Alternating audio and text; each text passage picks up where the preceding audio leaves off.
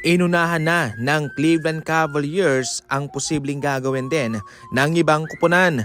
Sa ngayon kasi ay mayroon ng naka-reserve na position para kay Bronny James kung sakaling pipirma si Lebron sa Cavaliers via free agency. Kung saan ang ama ay doon rin po ang anak mga idol. Kaya so far kung hindi man talaga mapupunta itong si Lebron sa iba at sa Cavaliers siya babagsak, posible pong mag-trade kaagad ang Cavaliers para kay Bronny James. Aminin na natin mga idol, kinuha lang po ng Lakers itong si Bronny dahil nga ho nandun pa si Lebron sa kanila.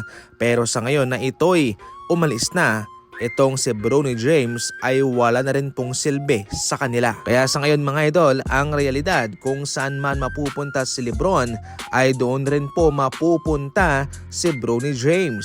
Hindi lang po itong Cavaliers ang gagawa ng paraan kundi yung ibang kupunan din para syempre maakit din po nila si Lebron. Pwede yung Minnesota, pwede yung Golden State Warriors, yung Sixers, yung Miami Heat, posibleng magbigay yon ng posisyon para kay Bronny.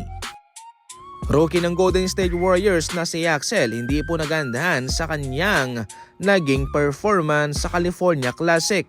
Ayon pa mismo kay Axel mga idol ay bibigyan niya ng B grade ang kanyang sarili dahil meron siyang mga nasirang defensive rotation dahil sa kanyang mga ginagawa at malaking red flag din daw ang kanyang 4 na turnover at mga sloppy execution. Sa pangkabuuan ay naging maganda naman po ang kanyang naging performance, walang mintes sa field at sa 3-point line 4 out of 4.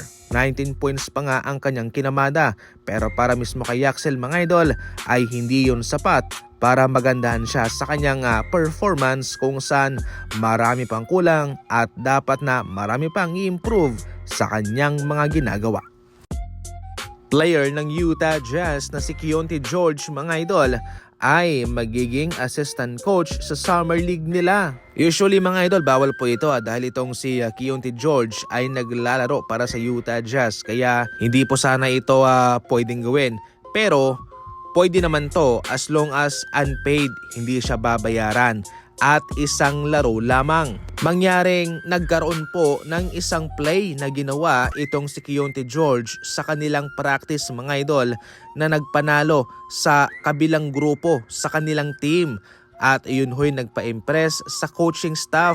Kaya kanilang susubukan itong si Keyonte George yung kanyang coaching skill sa kanilang Summer League. Ito rin po'y makakatulong ng malaki sa leadership skills nitong si Keyonte George para mismo sa kanyang kupunan at maging magaling pa siyang leader sa kanyang kapwa mga teammates.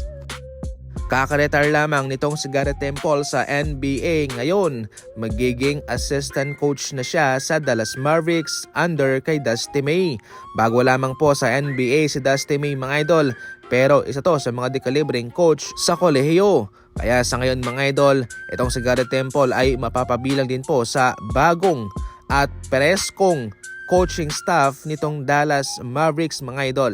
Ang kanyang trabaho ay player development. Tuturuan niya itong mga players ng Dallas Mavericks sa kanilang shooting, sa kung anong mga gagawin sa mga plays, sa mga sitwasyon, sa kanilang mga moves. Bilang isang veterano ay mayaman na sa mga ganyan itong si Garrett Temple at maibibigay rin niya yung kanyang mga natutunan sa NBA sa loob ng 16 na paglalaro sa liga sa mga batang players ng Dallas. Para mismo kay Garrett Temple, nagsimula na ang kanyang transitioning bilang isang former NBA player at ngayon pumasok na sa pagiging coach.